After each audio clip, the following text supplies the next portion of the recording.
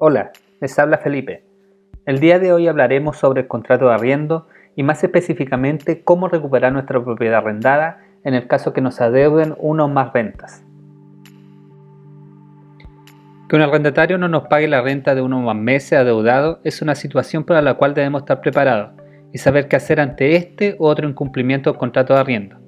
Bueno, primeramente debemos tener claro qué es lo que queremos conseguir como arrendadores, que nos pague la renta adeudada o bien queremos recuperar nuestra propiedad raíz, con el objeto, por ejemplo, de volverla a arrendar o darle el uso que estimemos conveniente.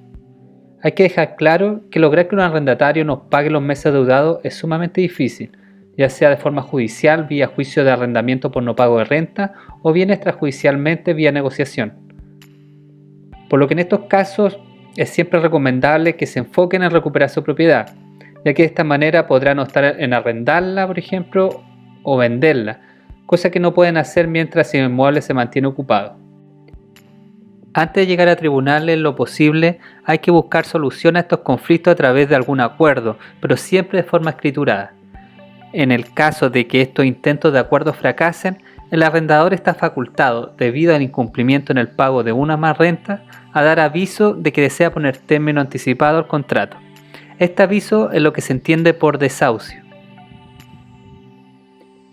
¿Cómo se debe realizar este aviso? Debemos distinguir previamente si se trata de un contrato pactado mes a mes o de duración indefinida o se trata de un contrato pactado a plazo fijo. En el primer caso, es decir, pactado mes a mes o de duración indefinida, se puede realizar la notificación de forma judicial o también por medio de un notario. Desde el desahucio, el arrendatario tiene un plazo de 2 meses para dejar el inmueble, plazo que aumentará un mes por cada año completo de arriendo con un máximo de 6 meses. En estos meses, lógicamente, se debe seguir pagando la renta, más que nada es un periodo para que el arrendatario busque un nuevo lugar donde vivir. En el otro caso, es decir, que se trata de un arriendo a plazo fijo, solo se puede hacer judicialmente, mediante una demanda. Acá el arrendatario tiene un plazo de 2 meses para dejar el inmueble. ¿Qué cosas no podemos hacer para obtener el pago de la renta adeudada o para obtener el abandono del inmueble? Es importante saber que hay ciertas actitudes que no podemos hacer frente al incumplimiento del contrato de arriendo. Así, por ejemplo, no podemos, por medio de amenazas, intentar obtener el pago de la renta o el abandono del inmueble. Peor aún, podemos ingresar a la propiedad, ya que estaríamos cometiendo un delito de violación de morada. También existe la posibilidad de no tener que recurrir a un juicio de restitución de propiedad. Por ejemplo, cuando el arrendatario abandona el inmueble sin dar aviso al arrendador. En este caso, el arrendatario no debe proceder sin la debida certificación de abandono del inmueble por un ministro de fe, aunque se trate de su propiedad. Esta certificación podrá solicitarla al juez de letras competente y sin forma de juicio. Luego, el ministro de fe levantará un acta del estado en que se encuentra la propiedad al momento de su entrega al arrendador y remitirá la copia de ella al tribunal. Este abandono de la propiedad se puede dar mientras se encuentra vigente el contrato o durante un proceso o en etapa de ejecución de la sentencia. Vuelvo a repetir que en todos los casos se deberá siempre certificar el abandono por un ministro de fe. Si no se pudo llegar a un acuerdo escriturado, se deberá proceder por la vía judicial, en una demanda de arrendamiento por falta de pago de renta o a través de una demanda de arrendamiento por incumplimiento de contrato. Esto último supone reunir algunos documentos tales como el contrato de arrendamiento si es que consta por escrito, certificado de dominio vigente del inmueble, una lista de testigos la cual debe tener un mínimo de 2 testigos y un máximo de 4. En caso de haberse enviado carta certificada de aviso previo, también se debe incluir talonario de la boleta entregadas al arrendatario si existen, o si no la de transferencia. Si hay deuda de servicios básicos, las boletas de estos servicios también se deben acompañar. Ojo, que no es un requisito indispensable no tener estos documentos, pero de no tenerlo disminuye las posibilidades de ganar el juicio. ¿Cuánto dura el juicio de arrendamiento? El juicio de arrendamiento inmobiliario fue creado para ser eficaz, rápido y concentrado. A pesar de ello, como la generalidad de los juicios, su duración dependerá principalmente de qué tan rápido se logre notificar al demandado.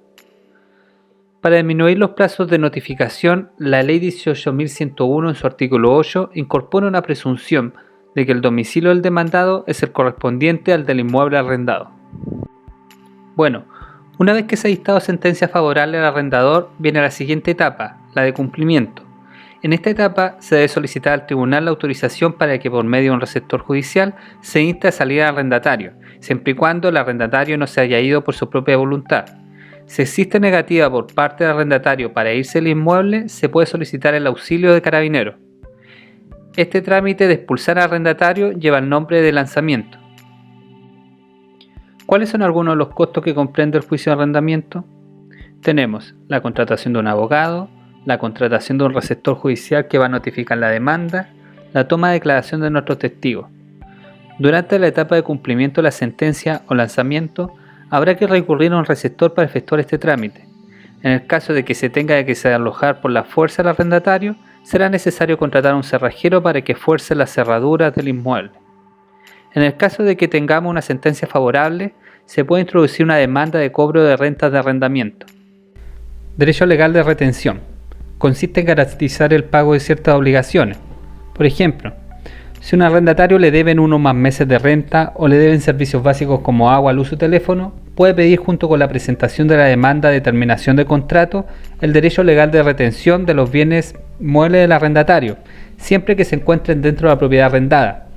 Entonces lo que aquí realiza el tribunal es ordenar que se embarguen los bienes del arrendatario, los cuales quedarán embargados hasta que se paguen las deudas. En el caso que no se paguen las deudas, el tribunal remata los bienes para poder pagar. Si el arrendatario saca los bienes embargados o los vende, estaría cometiendo un delito penal de depositario alzado. Si aún no se ha solicitado el derecho legal de retención y existe peligro de que el arrendatario retire el inmueble arrendado o los bienes de su propiedad, el arrendador podrá dirigirse directamente a Carabineros para solicitar su auxilio y evitar que se extraigan dichos bienes. Carabineros prestará este auxilio solo por el término de 2 días, salvo que transcurrido este plazo le exhiba al arrendador copia autorizada de orden de retención dictada por un tribunal competente. Ojo, que fuera de lo recién comentado, el arrendador no puede impedir el ingreso del arrendatario al inmueble arrendado para evitar el retiro de sus bienes, ya que como no hay orden aún, puede hacerlo el arrendatario. Para finalizar, ¿qué pasa si tu propiedad está tomada? El juicio precario es la única opción en términos legales que tenemos para obtener el desalojo del ocupante y la debida restitución del inmueble.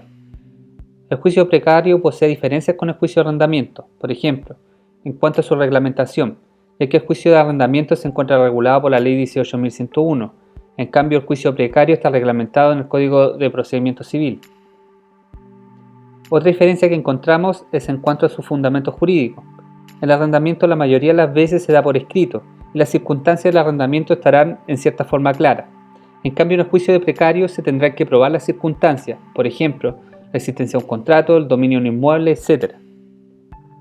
Y por último, aunque en ambos juicios la etapa de cumplimiento es prácticamente idéntica, hay que tener bien en cuenta que el juicio de precario es más largo y engorroso que un juicio sumario de arrendamiento. Y bueno, ese sería el video de hoy. Espero que hayan aprendido el procedimiento para poder recuperar su inmueble arrendado. Si tienen alguna duda o consulta, no duden en contactarme a mi correo electrónico que dejaré en la descripción del video. Suscríbanse para ver más videos y nos vemos hasta la próxima.